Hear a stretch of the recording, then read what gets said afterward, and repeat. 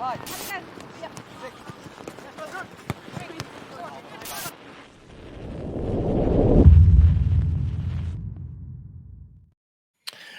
and welcome to another episode of the Scarf Bagara War, Series 9, Episode 6. This is, we've got a Stockport County Ladies episode for you tonight. So we've got Steve, the manager, who joins us on this kind of podcast regularly, although not as regularly as we'd like it to be, but it is what it is. And we're joined by special guest Abby from Sokker Girls, and we'll talk to Abby throughout the podcast, but concentrate on her later on. First things first, then. I was surprised to know. I don't know why I was surprised. I guess it's not a surprise that you two know each other. So, do you want to introduce yourselves and how you know each other? Yeah. Okay, so I'll go first, Abs. So obviously, I'm the manager of Stockport, and from my point of view, we were training one night, and Abby was doing her stuff with a stall, which we sort of took interest in, and from that point on, we got to know each other, and we got a sponsor off Abby of warm-up tops and stuff like that, and it's been good so far. We can't complain. Abby, anything from you? Yeah. No, just literally went down, did a pop-up shop. Very passionate about county, whether it's ladies or men's, and being from Stockport.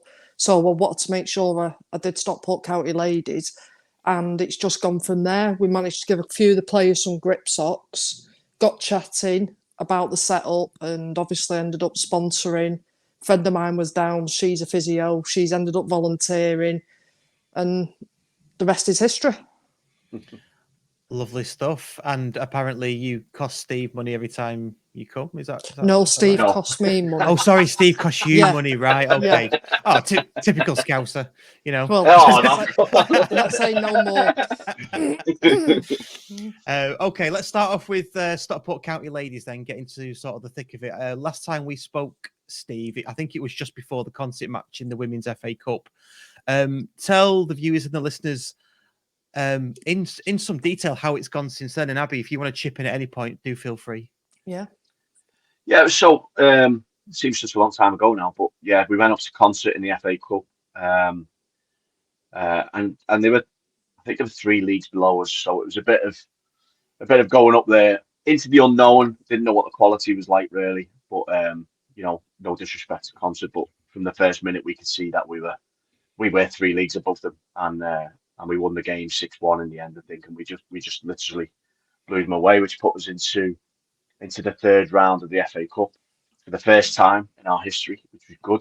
Which we drew Coventry away, which is a team which are 2 leagues above us. So, that was always going to be the tough ask to go to a league to a team that are leagues above us from where we are in our league. So, but yeah, we went up there and we've done a very professional job on them.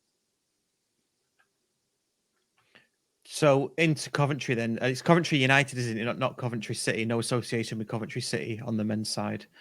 No, it's Coventry United. Yeah. How did that play out? Because it was 4-2 in the end, wasn't it?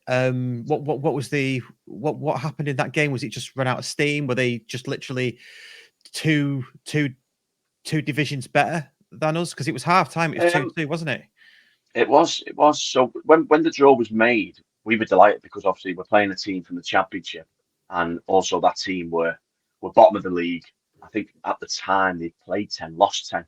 So we were really confident because our confidence was up. So we watched them, and Lewis, my assistant, he literally, honestly, he must have spent probably 24 hours in total watching these games, and we had details on them, ins and outs of every player. It was brilliant what he'd done. And we went down. It was a freezing cold day, but the pitch was massive. They play at a rugby stadium, so it was a rugby pitch, and it was massive. It was huge. And we scored in the first minute. we just absolutely played them off the park for the first 20 or so minutes. They got back into it from a bit of sloppy play from us. And then we took the lead again. So, we were 2-1 up. We were thinking, can we hold on to half time? But they then got one before half time. But we were still confident going in at half time. We were very, very much on the front foot, and we were playing really well. We come out after half time, and it was really cold. And I think the full time that they're in or the full-time model that they're in, which is like 3 or 4 days a week. Some of them are on full-time wages. They for 20 minutes it took us to get going. They scored the 2 goals that really changed the game, and we just couldn't get back at them. Then they brought sort of the better players on, and basically they were just fitter than us in that first 20 minutes of the second half, where we were sort of having a lull. They moved the ball quickly and punished us, and that was that. So, but it was such a good experience for us to go down there and really give them a good go. I think they played hashtag in the round after the sort of same level as us, and they beat them 4-0. So we've done ourselves proud, So we're delighted with how that panned out. Hashtag United, as in the hashtag United, the women's side. Yeah, they've put the women's side. Right, yeah. okay. So they're tier 4, but obviously south, Yeah. west, southeast, or whatever it is. So, but yeah, they went there last week and got beat 4-0 by them. So, well, at least we've given them a good go and scored goals against them and given them a bit of a fright. I think we give them a bit of a fright, to be fair. Yeah. So we're delighted. So obviously proud of the players from that, albeit defeat, into the York City match then. I mean, even a defeat 4-2 away against a very good team, 2 divisions higher, like you say, playing full-time football and getting full-time wages, to go and beat York then, did that sort of give you the impetus then to go on this bit of a run with a bit more confidence? Because the following 3 fixtures have been decent results, albeit a defeat to Newcastle. Yeah, it has really, because I mean the confidence has been growing all season, as we spoke about in previous podcasts. And, Yeah. Even though we'd had gone to Coventry, we'd really gone there and give it a go, and we'd come away from it really confident, although we'd lost. So going into the York, that was really strange, because I thought they were going to be really strong, because they're like got an RTC, they've got good players coming from through the academies and stuff like that. So I thought, well, this could be a tricky game. But honestly, we just battered them. We just blew them away. We did, honestly. We did. We just didn't give them a sniff. I think 3-0 probably flattered them a little bit, to be quite honest. Just for the uninitiated, do you want to explain what an RTC is? It's a regional talent centre.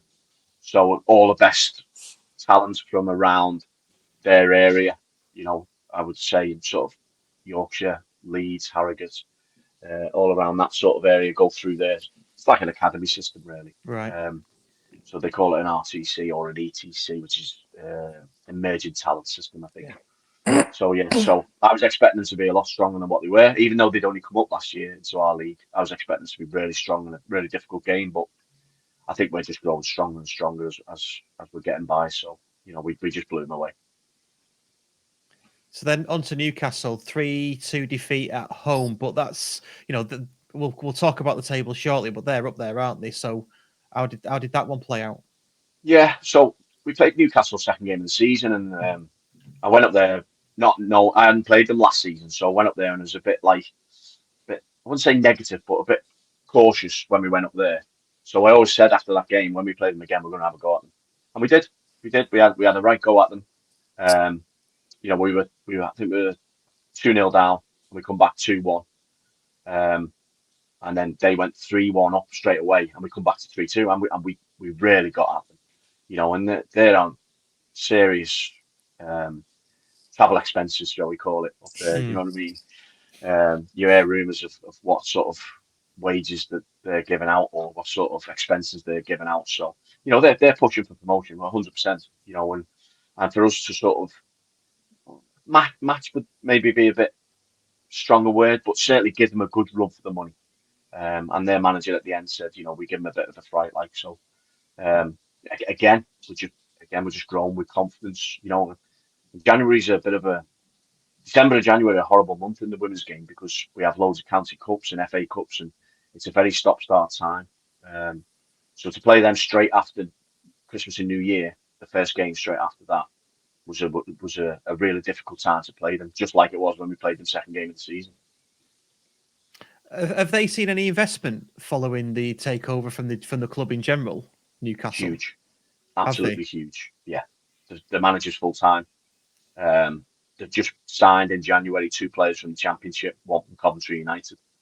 When they dropped down 2 leagues, one from Lewes, I think was the other one, and they've dropped down 2 leagues to go and play for them. So, Wow. they're obviously serious about what they want to do, and and all the talk coming out of the club as a whole is that they want to go to the next level and they want to get there as quickly as possible. I think they did an interview. I think it was in between Christmas and New Year where Becky was talking about being in WSL within 3 or 4 years. So they're deadly serious about where they want to go and how they want to get there. Money talks, doesn't it? Absolutely. Absolutely. Yeah, it definitely does. In that game, I think Maria got both goals, did she? She did, yeah. Yeah, she's really hit a really good run of form at the moment. She's really hit a purple patch, which is great to see because she's such a good person to work with, and she's got all the talent. But sometimes I think she just holds back. But when she gets on fire, she's unplayable sometimes. She really is because she's got so much pace. She just jogs. She jogs half the time, and we're like, open your legs. She doesn't have to. so it's great. I'm made up for her. Yeah, she's doing really well. Good stuff. And then on to Sunday's match. I think it was 5-0 away at Bradford. Bradford was a bit of a bogey team for me. I hadn't beat them in the 3 games I'd played against them, and sort of we really wanted to go up there and put on a performance. And like I say, confidence is growing in the squad. Got a couple of new players in the squad as well. And we just went up there. It was a horrible, windy day, and from the first minute, we just got at them. We were 3-0 after 15 minutes.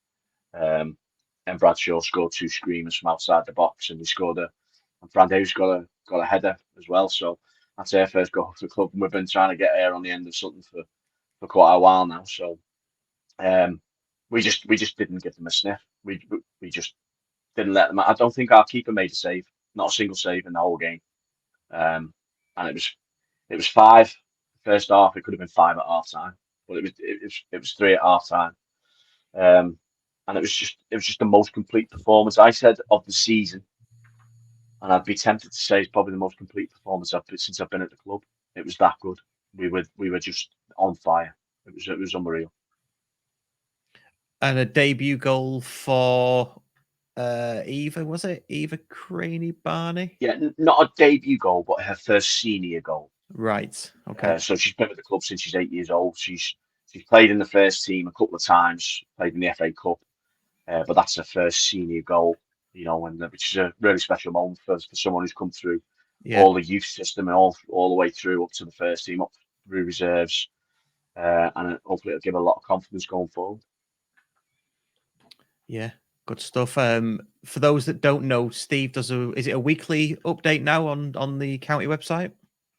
Yeah, I think it appears it's on the county website, and I think is it in the programme as well? I don't know. I think it might be in the programme as well. Possibly. I do not buy the program, but there are programs available. Yeah, so possibly. But yeah, I'm sure there's a ladies section in the program. Yeah, there generally is. Yeah, there generally is. So if you're listening, you or watching, you can get that update on the website and in the program. Sunday's match then, I think. 12th of Feb. Sorry, that's your next match. Norton and Stockton. Yeah. Yes. What are you looking for going into that?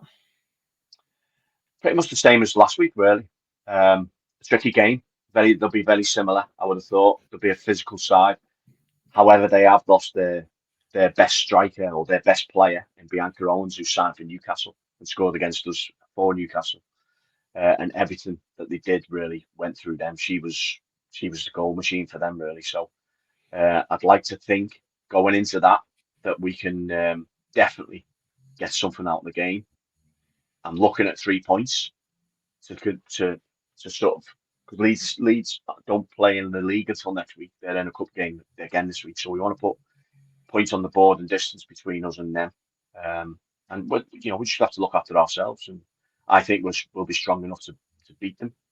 But we do have to turn up. It's not just going to be a given. We have to be at our best and the standards that we're setting in the squad and in the team, we'll have to be at the best of them standards. Yeah, because they are sort of down near the bottom, aren't they? Yeah, obviously, like you say, with that striker missing, but you've got to give them some respect, haven't you? If we talk about the table, then, so it's looking really, really healthy at the minute because obviously 3rd out of 12, played a couple more, in some cases 3-4 games more than the teams around us. What are you thinking in terms of where you want to finish now that you're in this position of 3rd? Because earlier in the season, I think you sort of said, let's get halfway through the season, see where we are, kind of thing. What are you thinking now? You're in the lofty position of 3rd. Yeah, I mean, look at people look at the table and the first thing you see is that we are 3rd. Teams around us have got games in their hand, but we've got the points on the board. I'd rather have points on the board than games in hand. There's some tough games for teams around us, like Hull, Leeds. I think Leeds got 5 games in hand on us now. But that's a lot of catching up to do that. Yeah. But they've got to play like the top teams, Newcastle, Durham's, and people like that, Barnsley as well. So we've got the points on the board, which is all important. Where we're at the moment, probably a little bit ahead where I thought we might be. In terms of the table, I didn't envisage us being 3rd, I must admit, but we are on target for points. We've got 21 points, so we set the players a target at the beginning of the season to sort of say we wanted so many points at a certain point, and this is where we're at. We're at exactly where we wanted to be. Last season, I think we finished on 30 points in total, or 27 points in total. So that's the first target is to beat the points from last season, and then let the rest take care of itself. Then so yeah, delighted with the progress, delighted with how we're doing it, and you can see the improvement on the pitch. That's the main thing. Every game, you look at us and we're just like, we're coming off the pitch and we're going, we are a good team. We are a good team. We're just absolutely. We've got some great players. We've got energy. We're scoring goals now. It's just great to watch. So get down and come watch us. That's what I'll say. So could talk about the players then, because you just mentioned that. Who? I don't. You probably don't want to name players, but who generally has stood out for you as sort of the driving force behind this being 3rd in the table at the moment? I do think it's a bit of a collective. Everyone's bought into what we're trying to do and how we're trying to play. We play with a lot of high energy, a lot of aggression. You stand out so far this season, probably Lily Weston at left back, because she came up from the reserves last season, and she's just been outstanding. M. Bradshaw, all our midfield 3, Harriet, Levi, Kennedy, all outstanding, and Fran at the back. And then obviously we've got a good solid base with our keeper as well, with Faye on loan. And that's our starting point really. She keeps clean sheets and it's good because that's what we build on, and we go from there. And it's hard to say who's playing well without actually going through the whole team and thinking, well, they're all playing well, because they are. Yeah. Even players coming off the bench, when you bring them on after 60, 70 minutes, they're having an impact on the game, and creating and we're becoming a real together team, and it's great to see. And Abby, from your perspective, who stood out for you?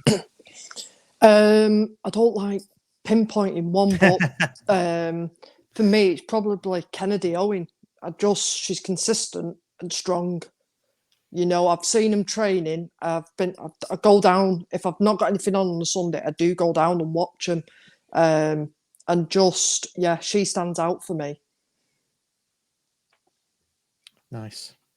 Okay, yeah, and just a reminder to everybody listening and watching: if you're a county season ticket holder for the men's game, then you do get in free on a home county ladies game at Stockport Sports Village, usually 2:00 on a Sunday.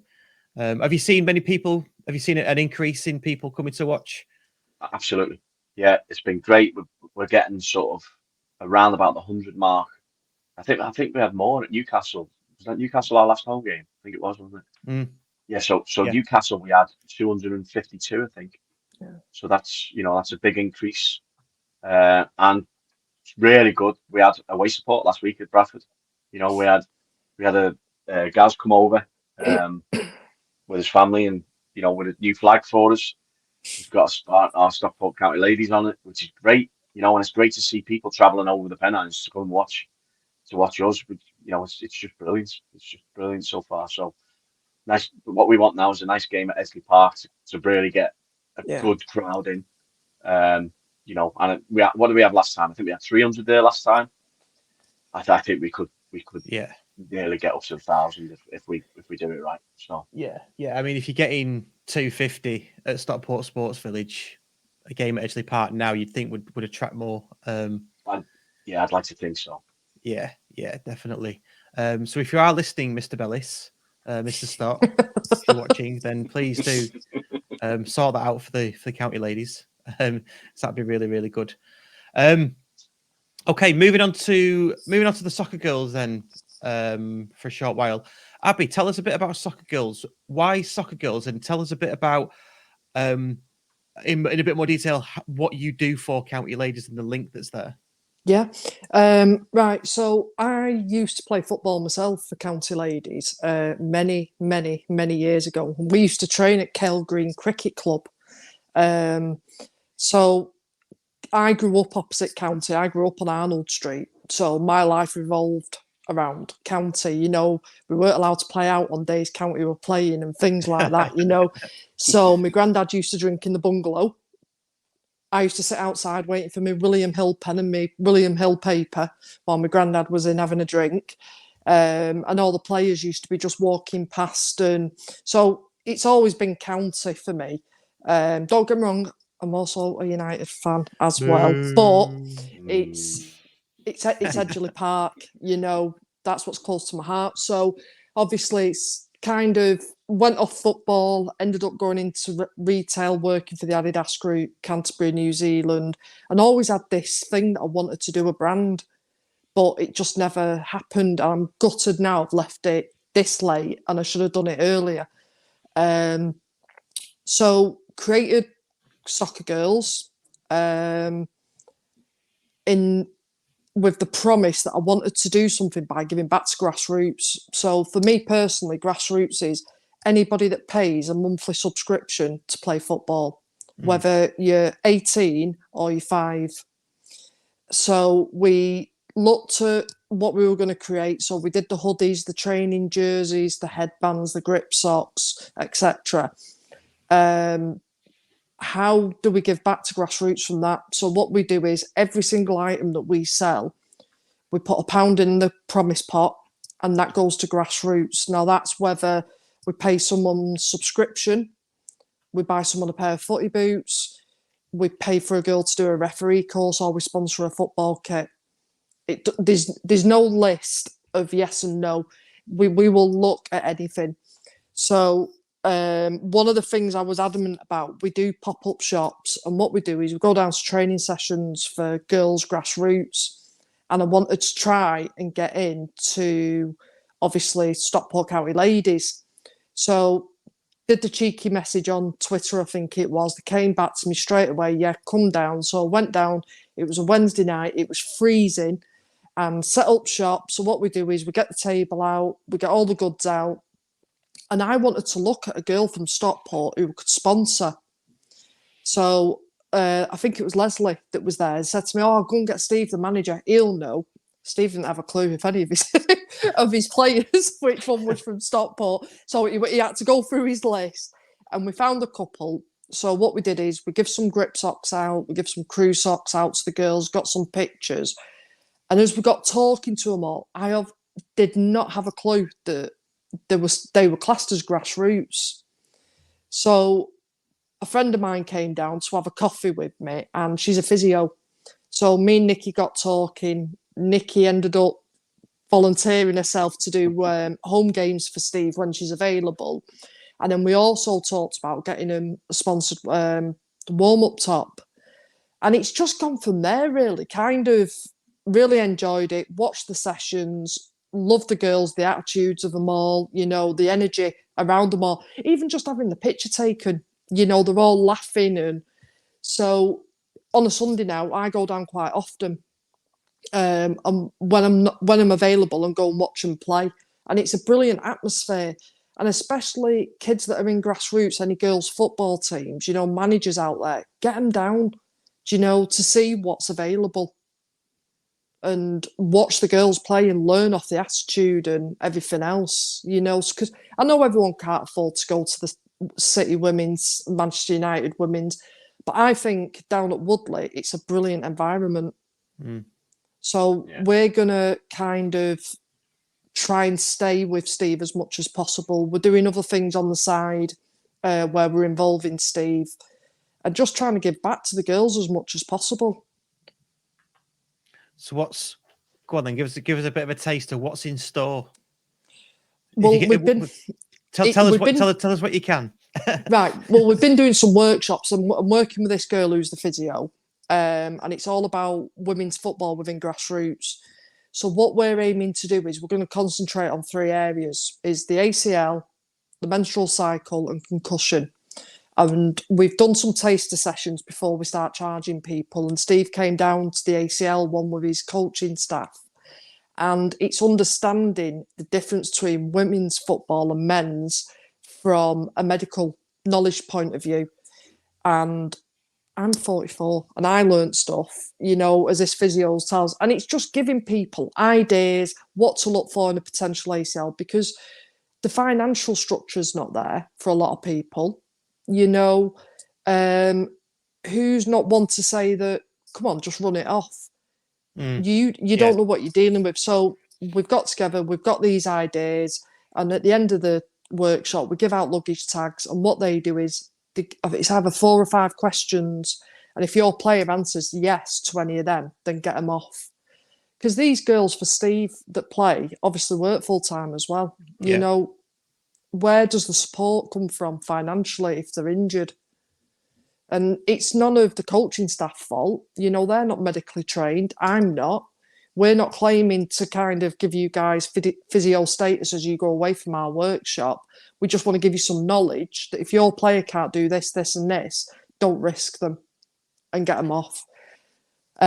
So they're the kind, we want to involve Steve as much as possible. The next one, sorry. I was going to say it sounds like a really great initiative, because you're right. You don't really think about those kind of things, do you?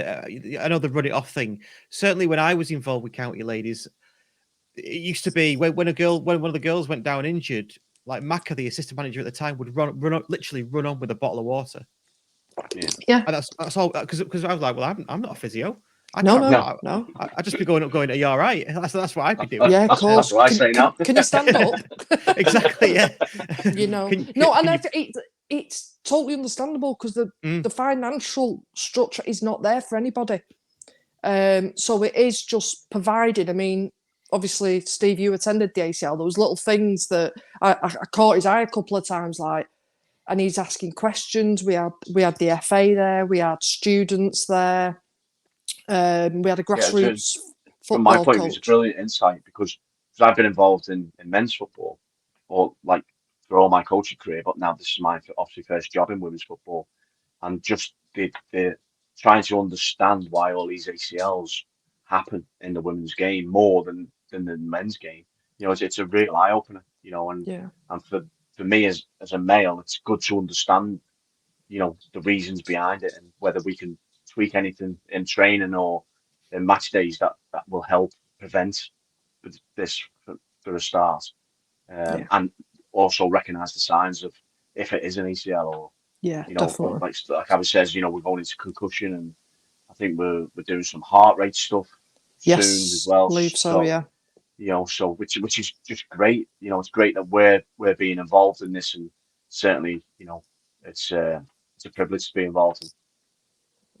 I mean, I have to say about the other girls. So Nikki's physio, she's worked with WSL players, Premier League players. You know, she's a Stockport-based girl. She grew up, and she's the same. You know, she just wants to give back within the community of like Stockport, and she's passionate as well. So it's good to join forces. So But even sorry to interrupt there, but even just down to the boots, the boots themselves are causing because the girls play in men's boots, yeah, and that and it should be made to be women's boots.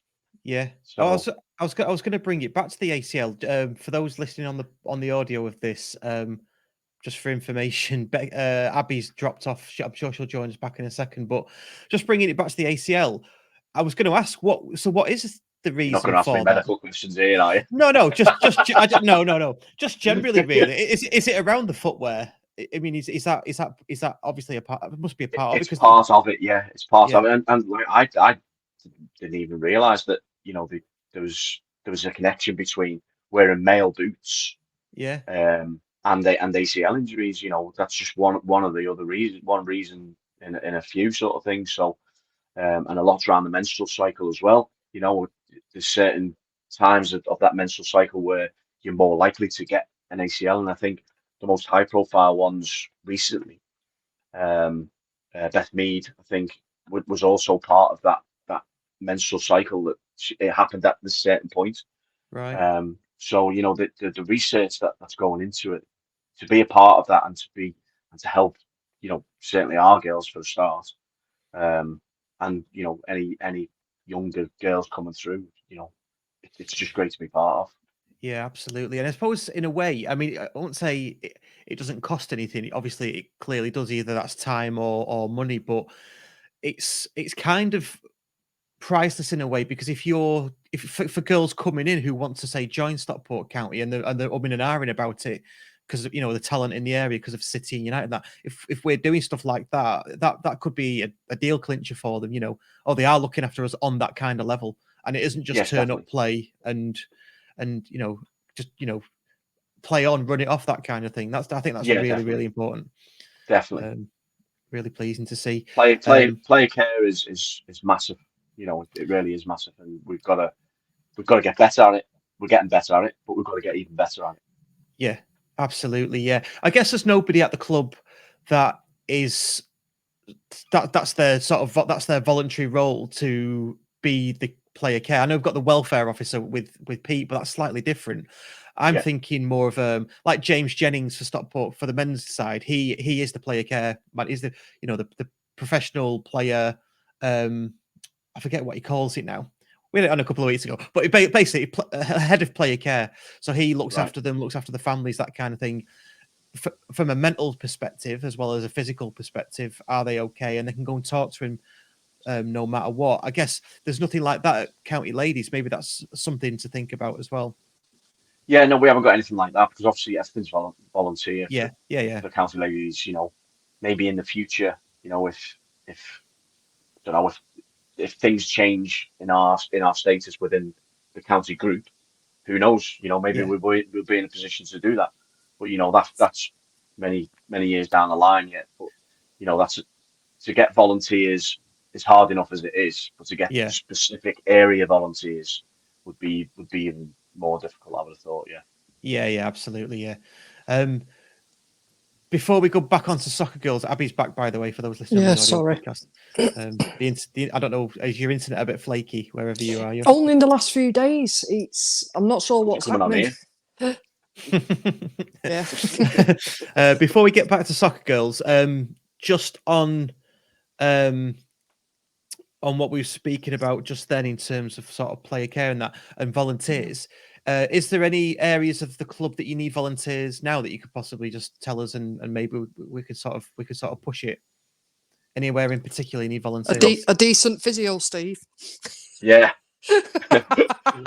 We're always looking for volunteers. So if anybody has free time and they want to get involved with the club, then please find us through Twitter. Contact Pete through the welfare officer. His contact details are on there in our website or anything like that. But yeah, we welcome any volunteers all the time. There's various roles that we can do. Nikki does help out with the physio, but if we could find Nikki's not available all the time. But if we could find like someone who'd be more regular to work under Nikki on a match day, on the away games and stuff like that, that would be great. That's the one area from a footballing side that I'd want more of someone there all the time, a physio there all the time, because injuries happen in training as well. Mm. You know, not just on a match. So what we've got to do is make sure that we've got the right people there to help us out if and when that happens. Yeah, and I guess it's those away days as well. You need them for away matches as well. It's all right coming to the home matches, but you need them to be there all the time. And I guess it would suit somebody who's maybe training to be a physio. Yeah. Absolutely. And they'll Students. and they'll get support from Nikki, I guess. Yes, 100%. You know, and that would be the ideal situation. A student, second year student who needs hours, because I think they all need hours and stuff, don't they, apps? Who could come in, Nikki could sort of be a mentor to them, you know, and stuff like that. That would be ideal, yeah. She's very hot on stuff like that. Because obviously at the workshop we invited a couple of students. We had a photographer there who's a student, you know, just to get their portfolio going. So definitely need to look into that. Great. Yeah, I guess there's other areas as well. I mean, match day media. I don't tend to see much of that. I don't know if there is or not. I know that's where Liam Richardson started, and look where he is now. He's doing the men's co-commentary, and I think he started at County Ladies. Right. Yeah, Pete does our media in general. He does, you know, he admits himself it's limited to what he can do. But yeah, again, media students, if they're looking for a placement, you know, where they need to get some stuff down, then, you know, by all means get into contact with the club and we'll see where we can go. You know, stuff like interviews and stuff like that. I think Pete does pitches. Mike Petch comes down and does pitches as well. Munro Sports does pitches for us. So that side of it's really covered. But the actual media sort of interviews with players and staff, you know, that would be a really good a good thing for us to get involved with. Absolutely, yeah, and I mean, just from our perspective as well here on the Scarf Bagara War, if anybody wants to volunteer in terms of using what we have to promote the club and do those interviews, I mean, we're not media professionals, clearly. I think you know that by now, don't you? But you know, if anybody wants to come and use our channel, we can teach you how to use, you know, the sort of the tools and the techniques and things like that we've learned over the years, and anybody can use our stuff for nothing, and you know, we'll certainly do that for you as well. Fantastic. You can use it as a vehicle. So if anybody wants to do that from the women's side, maybe even do more regular podcasts like with you, Steve, perhaps. Yeah. Because I know we keep missing each other like ships in the night. But that was the men's though, wasn't it? Kept putting games in, didn't he? When we kept arranging it. yeah, like rearranged games for when we kept on doing it. And diaries are busy as well, aren't they? So yeah, but there. My point is, the offer's there. If anybody does want to get involved, get in contact with me, and me and Nick will point in the right direction. You, like I say, you can use all our gear, and things like that. Okay. One final thing, Abby, tell us where people can get in touch with you, all your socials, that kind of thing. Your chance to sort of plug Sokker Girls. Yeah, cool. So we've got a website where you can purchase online. That's www.sokker is spelled SOKKER girls.co.uk. We're on Instagram and it's just at Sokker Girls, and Twitter is exactly the same, and so is Facebook. And just drop us a line, drop us a DM, and get in touch. Good stuff. We'll put all the links to those in the description of this video and the podcast. And I guess you're after any girls teams to come along and just get in touch. Yeah, I mean, we advertise that quite a lot. What we like to do is we go down to the grassroots, we set a shop up, and what we'll do is we'll give trainer of the week, we give some goodies away, and it's just nice to meet the people, you know. It's like you say, the volunteers. And we'll spend a couple of hours down there. We do tournaments. Same again, we'll give player of the tournament and we give them some goodies. Just trying to get involved. Obviously, the more they spend, the more I can give back. Good stuff. And just one final question from me, because you've intrigued me. Go on. Have you got a job as well as doing this on the side? So I do full-time work. I do Sokker Girls, and now the workshop's just been thrown into the... And I was a football coach for girls, but I've had to just recently give that up the last 2 or 3 weeks because it's just getting too much. So, well, Fair play to you for Busy. that. Fair play to you. But Yeah, it'll be worth it. It'll be worth it in the end. good stuff. Well, both, thank you so much for coming on. Really appreciate you. it, and we'll. Do you we'll want get. to discuss Bask? Well, we can do. Oh, sorry. Yeah, let's. Sorry, Yeah. if you got time to Well stick around, done, Steve. Abs. Yeah. No, sorry. I just want this will. In fact, this involves you, Steve. So I'm glad that you're here anyway. Yeah, go on. So tell us what about it Bask. is, obviously we've got the Women's World Cup coming up. Now, I remember World Cups from men's. We used to make a point, let's go to the pub. We'd book time off from work. We'd go and watch the game and everything else. You don't get it within the environment, really, of women's football. So got in touch with Benji, who owns, he's a co-owner of Bask in Stockport. Yep. Absolutely amazing bar. For me, it's brought the light back to Stockport again. You know, it's like Grand Central, Lucky's. It's just vibrant. You know, I've been there a few nights. So I went to meet Benji and we had a good chat.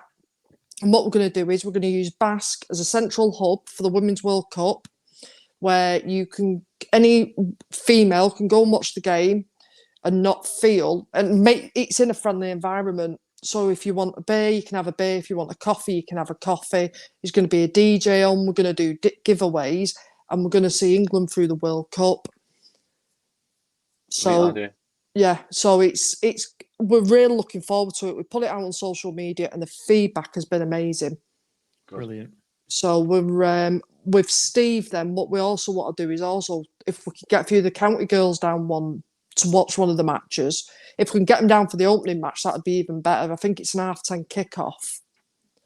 10:30 at night? No, in the morning. All right. Do you know what date that is? I think it's the 20... Just bear with us.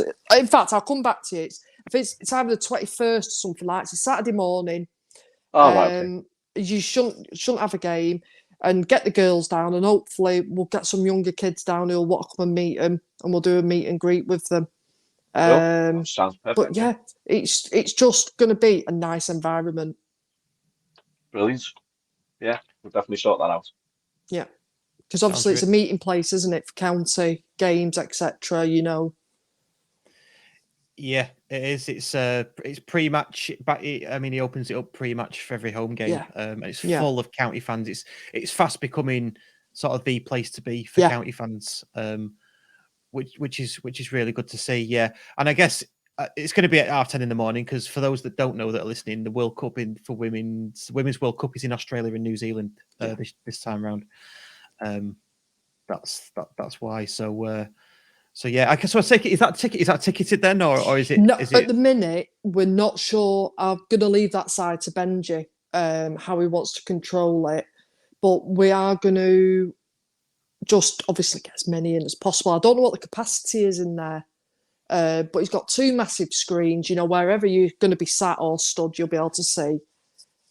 He's going to get the DJ on, and I believe by then they may be doing food.